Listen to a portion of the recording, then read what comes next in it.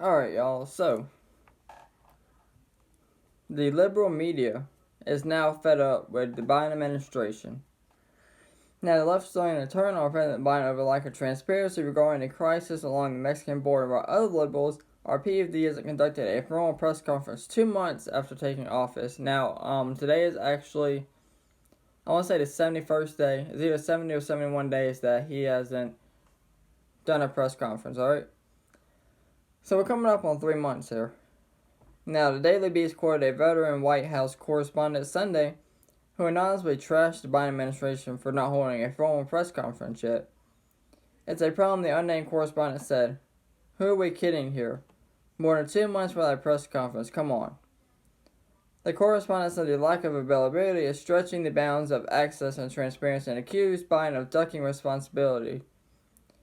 From a strategic standpoint, it makes perfect sense because why would he want to get asked about his predecessor all the time or Hunter Biden?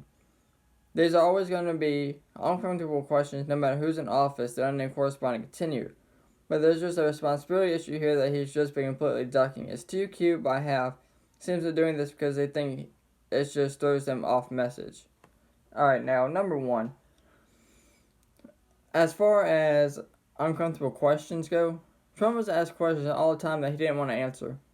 And he still came out there and answered. Kayleigh McEnany was still out there. Alright, and it's not even about Trump or Joe Biden or Hunter Biden no more. Alright?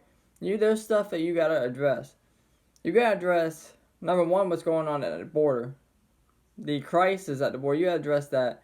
COVID-19 is still going on, you gotta address that. Talk about your vaccine plan, rollout, why you just spent all this money. You gotta address Iran threatening to bomb a whole base and kill one of the vice generals. You gotta address all this. You gotta address the talks of prisoners on death row saying that they don't think they're gonna execute under your administration. This is stuff that you gotta address. Like, this is all stuff that needs to be addressed, and you're not addressing it. And like I said, media has nothing to talk about as far as left-wing media goes, because when Trump was up there and Kayleigh McEnany was up there about, oh, he said this, she said this. Joe Biden's up there. Well, we can't say nothing because he didn't say nothing.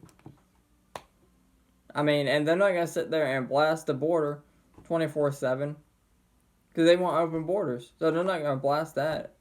They're going to talk about that as little as possible. So it's a whole combination.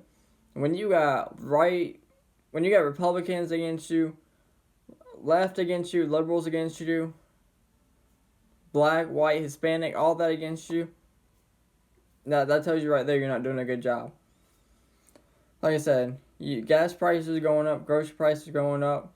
You're not addressing the nation. We have a migrant crisis at the border. You want to defund the police. You want $15 hour minimum wage. Alright, like I said, Iran is threatening to bomb a base and kill a vice general. Russian president calls you out. You act like nothing happened, says, oh, I'm going to be busy over the weekend, I can't address that. Come on now. If a president of another nation calls you out, you have to address that and take it. Trump would have took it. Trump would be like, oh, alright, I'll take it right now. Trump had a backbone. You have no backbone. You're not even calling the shots. You just have the title of president. Matter of fact, you called Kamala Harris president the other day. So, like, I just don't understand. I really don't. Like I said, I can go on with this for days. I can go on this for weeks. But let me know what you guys think down in the comments below.